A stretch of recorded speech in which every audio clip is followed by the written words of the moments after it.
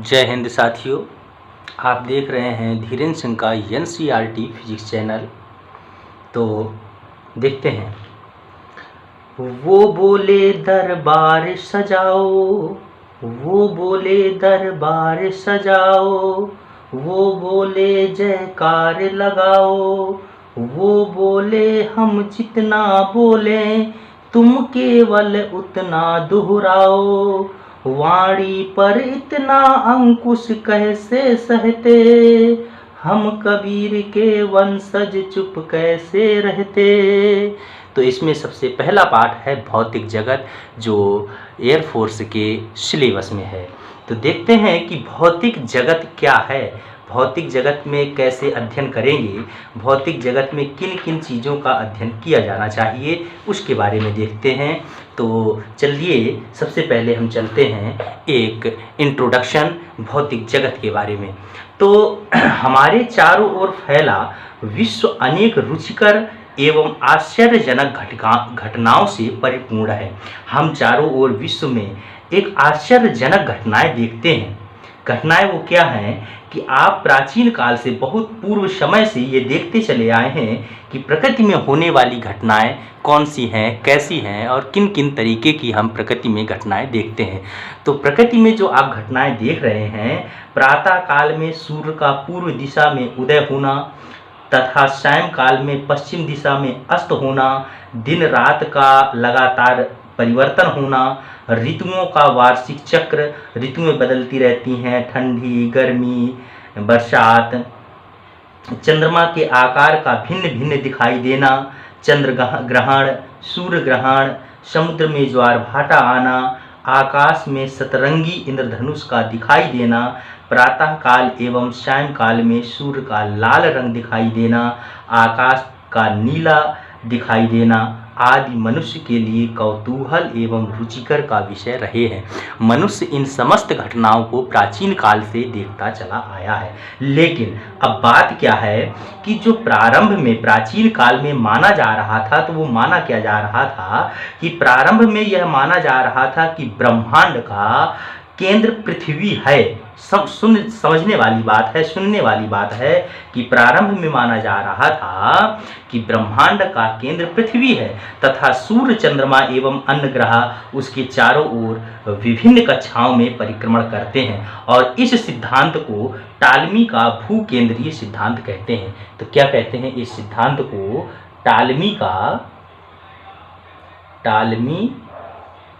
का भूकेंद्रीय सिद्धांत, भूकेंद्रीय सिद्धांत।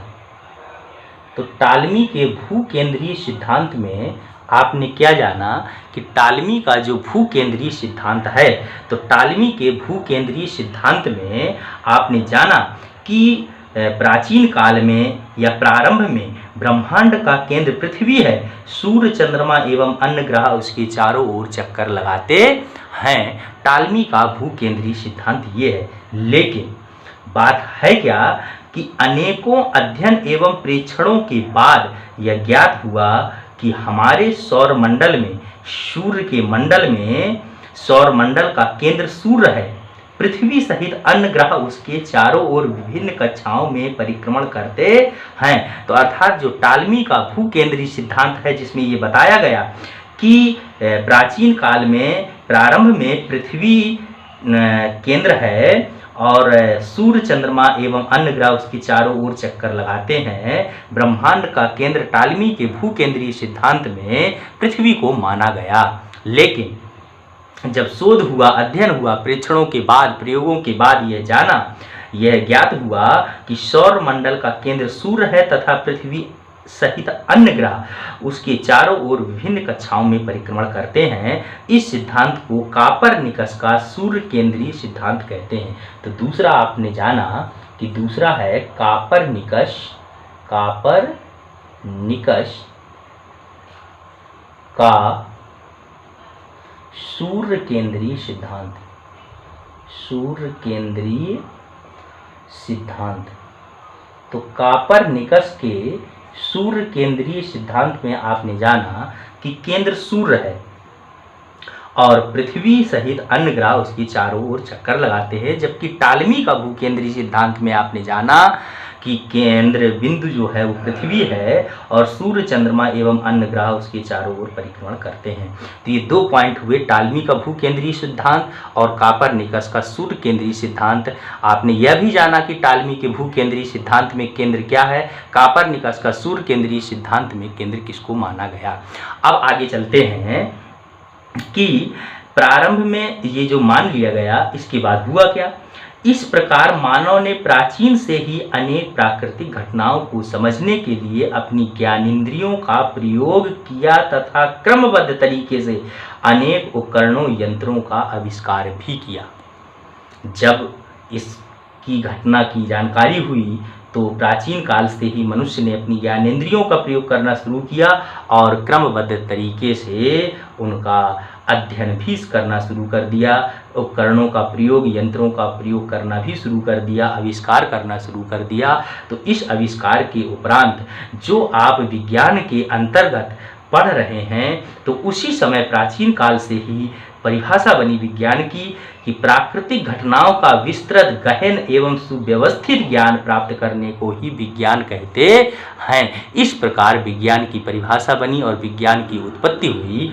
तो विज्ञान की परिभाषा कहाँ से उत्पन्न हुई, कैसे उत्पन्न हुई, अब आप इसको जीरो से हीरो की तरफ बढ़ेंगे तो आप जानते हैं कि प्राकृतिक घटनाओं का विस्तृत, गहन एवं सुव्यवस्थित ज्ञान प्राप्त करने को ही विज्ञान कहते हैं, इसे विज्ञान कहते हैं। लेकिन आपने विज्ञान को अंग्रेजी भाषा में साइंस पढ़ा है, तो साइंस विज्ञान को साइंस कहते हैं। तो साइंस शब्द का उद्भव लैटिन भाषा के शब्द सिंटिया से हुआ है। तो उसमें पढ़ा है आपने साइंस, क्या पढ़ा है, साइंस। तो जो विज्ञान को अंग्रेजी में कहते हैं वो कहते हैं साइंस, साइंस। और साइंस का जो उद्गम हुआ लैटिन भाषा शब्द के सिंटिया से हुआ। तो जो सिंटिया है वो है इस तरह से ये, और सिंटिया का जो अर्थ है वो क्या है, इसका अर्थ है जानना। सिंटिया शब्द का अर्थ है जानना। अब संस्कृत भाषा में भाषा के शब्द विज्ञान तथा अरबी भाषा का जो शब्द है इल्म, इन दोनों अर्थों का जो मतलब होता है वो होता है ज्ञान। अब देखिए साइंस शब्द ये है अंग्रेजी का शब्द जो लैटिन भाषा के शब्द से लिया गया है, लैटिन भाषा का शब्द है और हम लोग आजकल अंग्रेजी भाषा में साइंस यूज करते हैं। तो जो साइंस है ये लैटिन भाषा का शब्द है और लैटिन भाषा के शब्द से में जो साइंटिया है, तो साइंस शब्द का जो उत्पन्न हुआ वो साइंटिया से हुआ और साइंटिया का मतलब है जानना। साइंटिया जो शब्द है ये है लैटिन भाषा का शब्द, लैटिन भाषा का शब्द है साइंटिया और साइंटिया से उत्पन्न हुई साइंस, जिसे हम अंग्रेजी में साइंस कहते हैं, हिंदी में विज्ञान कहते हैं। अब देखते हैं कि जो संस्कृत भाषा का शब्द है संस्कृत भाषा के शब्द विज्ञान तथा अरबी भाषा के शब्द इल्म का अर्थ है ज्ञान। तो संस्कृत भाषा के शब्द में जो विज्ञान है और अरबी भाषा का शब्द है इल्म, इन दोनों का जो अर्थ होता है वो होता है ज्ञान। तो आप लोग दोस्तों, आप लोगों ने जाना क्या कि संस्कृत भाषा के शब्द विज्ञान और अरबी भाषा का शब्द है इल्म और दोनों का मतलब होता है ज्ञान। तो विज्ञान का जो शाब्दिक अर्थ हुआ वी प्लस ज्ञान। तो विज्ञान का जो शाब्दिक अर्थ निकला वो क्या निकला कि वी प्लस ज्ञान, अर्थात विशिष्ट ज्ञान। विभिन्न प्राकृतिक घटनाओं का प्रायोगिक प्रेक्षणों एवं वैज्ञानिक तर्कों के आधार पर सुव्यवस्थित एवं क्रमबद्ध ज्ञान ही विज्ञान है। इस तरह से विज्ञान की उत्पत्ति हुई और विज्ञान की परिभाषा इस तरीके से दी जाने लगी। लेकिन आगे क्या होता, ना पाने की खुशी है कुछ, ना खोने का ही कुछ गम है, ये दौलत और शोहरत सिर्फ कुछ जख्मों का मरहम है, अजब सी कसमकस है रोज जीने रोज मरने में, मुकम्मल जिंदगी तो है मगर पूरी से कुछ कम है। तो देखते हैं आगे कि विज्ञान का क्षेत्र अत्यंत विस्तृत है। जो विज्ञान का क्षेत्र है वो बहुत विस्तार है उसका, अत्यंत विस्तृत क्षेत्र है। सुविधापूर्व गहन अध्ययन के लिए इसे विभिन्न शाखाओं में व्यक्त किया गया। जब विज्ञान का क्षेत्र बहुत बड़ा हो गया तो उसके कई भाग बांट दिए गए और कई भागों में विज्ञान का अध्ययन किया जाने लगा। तो जब कई भागों में विज्ञान का अध्ययन किया जाने लगा तो उसमें से कुछ प्रमुख शाखाएं हैं, जो कुछ प्रमुख भाग हैं उसके, वो है भौतिक विज्ञान, जिसे हम भौतिकी भी कहते हैं, रसायन विज्ञान, जीव विज्ञान और चिकित्सा विज्ञान। तो सबसे पहले भौतिकी या भौतिक विज्ञान क्या है, और भौतिक विज्ञान में ही हम अध्ययन कर रहे हैं भौतिक जगत का, जो आपके एयरफोर्स में पहला चैप्टर है। इसके बारे में सबसे पहला भाग जो बांटा गया विज्ञान में, वो बांटा गया भौतिक क्या है। तो हम जानेंगे सबसे पहले भौतिकी। अभी तक आप जाने कि विज्ञान क्या है, साइंस क्या है। अब जानते हैं कि उसका जो पार्ट है एक, वो है भौतिकी, उसका एक भाग है भौतिकी। तो भौतिकी क्या है? भौतिकी जो है वो प्राकृतिक विज्ञान, नेचुरल साइंस है। भौतिकी क्या है? नेचुरल साइंस है, प्राकृतिक विज्ञान है। और प्राकृतिक विज्ञान की ही एक शाखा क्या है? भौतिकी है। भौतिकी को अंग्रेजी में फिजिक्स कहते हैं और फिजिक्स शब्द की उत्पत्ति ग्रीक भाषा के शब्द फ्यूसियस से हुई। फिजिक्स शब्द की जो उत्पत्ति हुई वो हुई फ्यूसियस से, फ्यूसियस, जिसका तात्पर्य होता है प्रकृति, जिसका तात्पर्य होता है प्रकृति। संस्कृत भाषा में प्राकृतिक शब्द के लिए भौतिक शब्द का प्रयोग करते हैं। जो संस्कृत भाषा में है तो संस्कृत भाषा में प्राकृतिक शब्द के लिए भौतिक शब्द का प्रयोग करते हैं। अब आगे देखते हैं कि इसी आधार पर फिजिक्स को भौतिक विज्ञान अथवा भौतिकी कहते हैं। इस प्रकार भौतिकी विज्ञान की वह शाखा है जिसके अंतर्गत प्रकृति के मूलभूत नियमों का अध्ययन कर विभिन्न प्राकृतिक घटनाओं में इनकी अभिव्यक्ति की जाती है, उसे हम कहते हैं भौतिक विज्ञान। प्रकृति में सभी जीव एवं निर्जीव, जितने भी सजीव हैं, निर्जीव हैं, वस्तुएं द्रव्य एवं ऊर्जा से निर्मित हैं। अतः भौतिक विज्ञान की वह शाखा है, हम इस तरह से भी भौतिक को परिभाषित कर सकते हैं कि जो भौतिक विज्ञान है, विज्ञान की वह शाखा है जिसमें द्रव्य, ऊर्जा के विभिन्न स्वरूपों तथा द्रव्य से उनकी अन्योन्य क्रियाओं का अध्ययन किया जाता है। जिस भौतिक का जो क्षेत्र है, जो भौतिक के क्षेत्र में उत्तेजना आई, तो भौतिक के क्षेत्र की जो उत्तेजना है वो किस प्रकार से है कि भौतिक का कार्यक्षेत्र अत्यधिक विस्तृत है, अत्यधिक विस्तार वाला है। तो अभी तक आपने, इसके पहले आप जान रहे थे कि जो विज्ञान है, विज्ञान का क्षेत्र अत्यंत विस्तार वाला है, विज्ञान के क्षेत्र में अत्यंत विस्तार है। ऐसी स्थिति में आपने विज्ञान को कई भागों में बांटा और वो भाग आपको बताए गए कि भौतिक विज्ञान, जिसे हम भौतिकी कहते हैं, रसायन विज्ञान, जीव विज्ञान, चिकित्सा विज्ञान। लेकिन अब जो भौतिक विज्ञान है, जिसे हम भौतिकी भी कहते हैं, तो भौतिकी का क्षेत्र भी अत्यंत विस्तृत है और अत्यधिक विस्तृत होने के कारण अध्ययन के लिए जो भौतिक है, भौतिकी के प्रभाव क्षेत्र को भी हमने दो भागों में विभाजित कर दिया गया है। और जो दो भाग हैं वो है स्थूल प्रभाव क्षेत्र और सूक्ष्म प्रभाव क्षेत्र। तो भौतिकी को भी हमने दो भागों में विभाजित किया, नंबर 1 है और नंबर 2 है।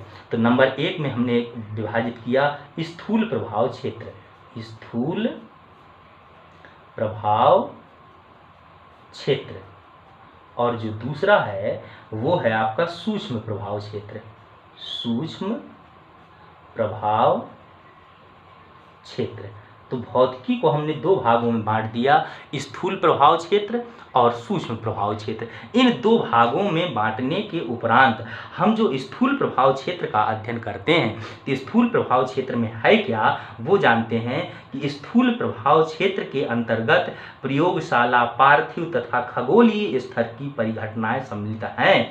इनकी जो व्याख्या है उसे चिरसम्मत भौतिकी के सिद्धांतों के आधार पर की जाती है। जो खगोलीय स्तर परिसर है, प्रयोगशाला है, पार्थिव है, तो इनकी जो व्याख्या करते हैं तो वो चिर सम्मत भौतिकी के सिद्धांत पर कहते हैं, क्लासिकल फिजिक्स के सिद्धांत पर करते हैं। इनके अंतर्गत यांत्रिकी, वैद्युतिकी, प्रकाशिकी, ऊष्मागतिकी जैसे उप विषयों का अभी अध्ययन किया जाता है। तो मूल रूप हुआ आपका स्थूल प्रभाव क्षेत्र, और इसके अंतर्गत हम यांत्रिकी, वैद्युत गतिकी, प्रकाशिकी, ऊष्मागतिकी जैसे उप विषयों का अध्ययन करते हैं। तो सबसे पहले देखते हैं कि यांत्रिकी जो स्थूल प्रभाव क्षेत्र में है, तो सबसे पहला आपका आया यांत्रिकी।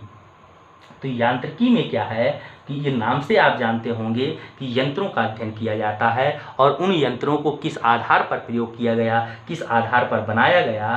तो यांत्रिकी न्यूटन के गति के नियमों तथा गुरुत्वाकर्षण के नियमों पर आधारित है। जो यांत्रिकी का हम अध्ययन करते हैं, इस अध्ययन में हम न्यूटन की गति के नियमों का प्रयोग करते हैं, गुरुत्वाकर्षण के नियमों का प्रयोग करते हैं, और इन्हीं नियमों पर आधारित हम यांत्रिकी का अध्ययन करते हैं।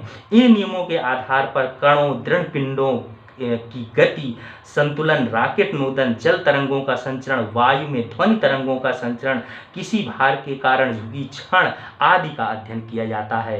यांत्रिकी में इन समस्त घटनाओं का अध्ययन करने के उपरांत हम यांत्रिकी में जो नियमों का पालन करते हैं वो न्यूटन की गति के नियम का पालन और गुरुत्वाकर्षण के नियम का पालन करते हैं। इस प्रकार से हम करते हैं यांत्रिकी का अध्ययन। आप जानते हैं जो दूसरा है आपका, दूसरा है वैद्युत गतिकी।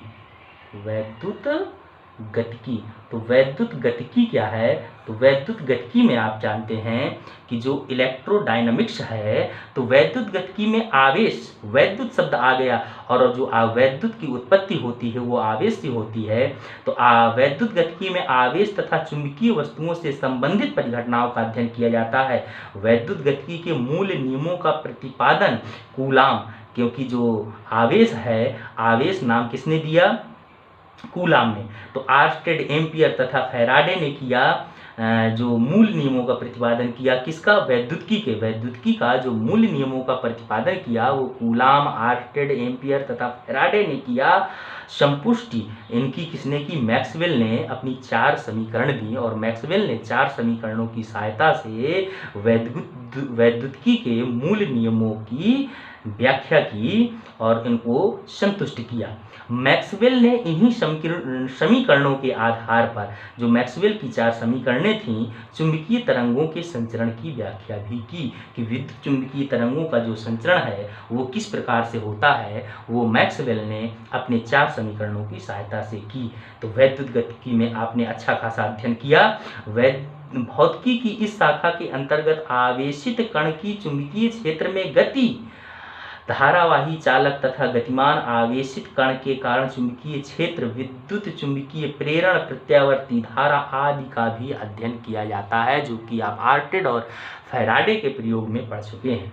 तो ये हुआ वैद्युत गतिकी में किन राशियों का अध्ययन किया जाता है और किन पर आधारित घटनाएं हैं, कूलाम, आर्टेड, एम्पियर तथा फैराडे, और इनकी जो संपुष्टि की वो की मैक्सवेल ने। तो अब चलते हैं, जो तीसरा नंबर है वो है प्रकाशिकी। तो प्रकाशिकी में आप तीसरे नंबर में जो प्रकाशिकी है उसमें जानते हैं कि प्रकाश की घटनाओं के बारे में अध्ययन करते हैं। प्रकाशिकी, तो प्रकाशिकी में आप क्या है कि प्रकाशिकी में प्रकाश पर आधारित परिघटनाओं तथा उपकरणों का अध्ययन किया जाता है कि प्रकाश के लिए कौन कौन से उपकरणों का प्रयोग किया जाता है और उन उपकरणों से किन किन घटनाओं के बारे में जानकारी प्राप्त होती है। तो प्रकाश के परावर्तन, अपवर्तन, व्यतिकरण, विवर्तन, ध्रुवण आदि परिघटनाओं तथा दूरदर्शी एवं सूक्ष्मदर्शी जैसे प्रकाशिक यंत्रों के कार्यविधि का अध्ययन किया जाता है। ये हुआ आपका प्रकाशिकी में किन घटनाओं के बारे में अध्ययन हम करते हैं। परावर्तन, अपवर्तन, व्यतिकरण, विवर्तन, ध्रुवण आदि परिघटनाएं दूरदर्शी, सूक्ष्मदर्शी प्रकाशिक यंत्रों की कार्यविधि का अध्ययन किया जाता है। अब अगला नंबर जो है चौथा है, वो 4 नंबर में है आपका ऊष्मागतिकी। ऊष्मागतिकी, तो ऊष्मा किस प्रकार से गति होती है ऊष्मा की, और ऊष्मा का किस तरह से रूपांतरण किया जाता है ऊष्मा का। तो ऊष्मागतिकी में निकायों का ऊष्मीय संतुलन, उससे संबंधित नियमों, ऊष्मा का प्रवाह कैसे हो रहा है, ऊष्मा का कार्य में कैसे रूपांतरण किया जा रहा है, आंतरिक ऊर्जा, ताप एवं एंट्रॉपी आदि में किस तरह से परिवर्तन करके उनका अध्ययन करते हैं। ऊष्मा इंजन है, प्रशीतक है जिसे हम रेफ्रिजरेटर भी कहते हैं, कि कार्यविधि की व्याख्या भी ऊष्मागतिकी के अंतर्गत की जाती है। तो ये जाने आपकी ऊष्मागतिकी जो चौथा पार्ट है, इसमें किन किन राशियों का अध्ययन किया जाता है, और ये चारों राशियां आती हैं स्थूल प्रभाव क्षेत्र में। अब आगे चलते हैं सूक्ष्म प्रभाव क्षेत्र में क्या है। तो सूक्ष्म प्रभाव क्षेत्र में जो है वो परमाणु है, अणु है, नाभिकीय घटनाएं हैं, और आधुनिक भौतिकी के अंतर्गत आने वाला जो क्वांटम सिद्धांत है, नाभिक भौतिकी, कण भौतिकी, क्वांटम भौतिकी, इस तरह की घटनाओं का अध्ययन सूक्ष्म प्रभाव क्षेत्र में किया जाता है। तो सूक्ष्म प्रभाव जो क्षेत्र है उसको भी हमने कई भागों में बांट रखा है। जैसे नंबर 1 है नाभिकीय भौतिकी, तो इसको भी हमने बांटा है। नंबर 1 नाभिकीय भौतिकी, नाभिकीय भौतिकी, ये नंबर 1 पार्ट है सूक्ष्म प्रभाव क्षेत्र का। तो नाभिकीय भौतिकी में क्या है कि नाभिकीय भौतिकी में नाभिक की संरचना, नाभिकीय कणों, नाभिकीय बलों की प्रकृति, गुण, रेडियो एक्टिवता, नाभिकीय संलयन, नाभिकीय विखंडन आदि परिघटनाओं का अध्ययन किया जाता है। और दूसरे नंबर में है जो है वो है आपका दूसरे नंबर में कण भौतिकी, कण भौतिकी। तो कण भौतिकी में क्या है कि कण भौतिकी में उन कणों का अध्ययन किया जाता है जिससे सभी पदार्थ बने होते हैं। आप जानते हैं कि जितने भी पदार्थ बनते हैं वे सभी पदार्थ कणों से मिलकर के बने होते हैं, और उन्हीं समस्त कणों का अध्ययन हम कण भौतिकी में करते हैं। अब अगला नंबर है जो तीसरा है वो है आपका क्वांटम भौतिकी। तीसरा नंबर है क्वांटम भौतिकी। तो क्वांटम भौतिकी में हम किन राशियों का अध्ययन करते हैं, चलिए इसमें भी देखते हैं कि क्वांटम भौतिकी में प्रकाश व कण की द्वैतीय प्रकृति, मैंने बताया कि प्रकाश में जो डुअल नेचर पाया जाता है आदि का अध्ययन किया करते हैं। डुअल नेचर के बारे में हम क्वांटम भौतिकी में अध्ययन करते हैं। आप जानते हैं कि प्रकाश कण की भांति भी व्यवहार करता है और तरंग की भांति व्यवहार करता है। तो जो प्रकाश है, प्रकाश का जो डुअल नेचर है, द्वैतीय प्रकृति है, उसका अध्ययन हम क्वांटम भौतिकी में करते हैं। अब इन अध्ययन करने के उपरांत जो भौतिक अध्ययन एवं प्रयोग कई प्रकार के उत्तेजक एवं रोमांचकारी भी होता है। व्यक्तियों के लिए भौतिक के मूल नियमों द्वारा अनेक भौतिक राशियों से संबंधित परिघटनाओं की व्याख्या करना, कुछ अन्य व्यक्तियों के लिए अनेक प्राकृतिक घटनाओं की व्याख्या के लिए नवीन प्रयोग सिद्धांतों का प्रतिपादन करना उत्तेजनापूर्ण एवं रोमांचकारी हो सकता है। इसीलिए जो युक्तियां हैं, युक्तियों का निर्माण करना भी उत्तेजनापूर्ण कार्य है। हम अनेक प्रयोगों के लिए, हम प्रयोग करने के लिए जिन युक्तियों का उपयोग करते हैं, जिन युक्तियों का निर्माण करते हैं, उन युक्तियों का निर्माण करना भी भौतिक के अंतर्गत उत्तेजनापूर्ण कार्य माना जाता है। अब जो भौतिक विज्ञान है, भौतिक विज्ञान की जो शाखाएं हैं, तो विज्ञान की जो शाखाएं हैं, तो भौतिक का विज्ञान की अन्य शाखाओं के साथ किस प्रकार का संबंध है उसके बारे में जानेंगे।